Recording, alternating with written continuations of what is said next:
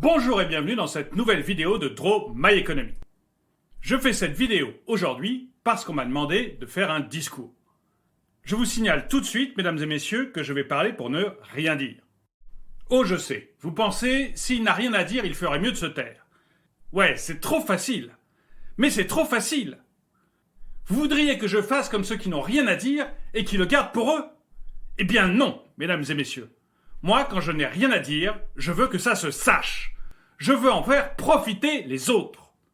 Et si vous-même, mesdames et messieurs, vous n'avez rien à dire, eh bien, on en parle, on en discute. Je ne suis pas un ennemi du colloque. Mais, me direz-vous, si on ne parle pour ne rien dire, de quoi allons-nous parler? Eh bien, de rien. De rien. Car rien, ce n'est pas rien. La preuve, c'est qu'on peut le soustraire. Rien moins rien égale moins que rien.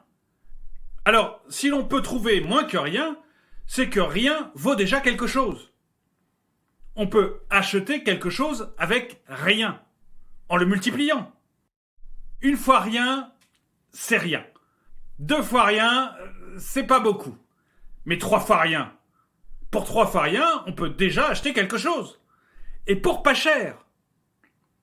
Maintenant, si vous multipliez 3 fois rien par 3 fois rien, rien multiplié par rien égale rien, 3 multiplié par 3 égale 9, ça fait rien de 9. Bon allez, parlons d'autre chose.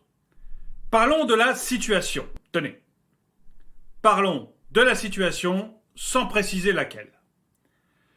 Si vous le permettez, je vais faire brièvement l'historique de la situation quelle qu'elle soit. Il y a quelques mois, souvenez-vous, la situation, pour n'être pas pire que ce qu'elle est aujourd'hui, n'en était pas meilleure non plus. Déjà, nous allions vers la catastrophe. Et nous le savions. Nous en étions conscients. Car il ne faudrait pas croire que les responsables d'hier étaient plus ignorants de la situation que ne le sont ceux d'aujourd'hui. D'ailleurs, ce sont les mêmes. Oui, la catastrophe, nous le pensions, était pour demain. C'est-à-dire qu'en fait, elle devait être pour aujourd'hui, si mes calculs sont justes.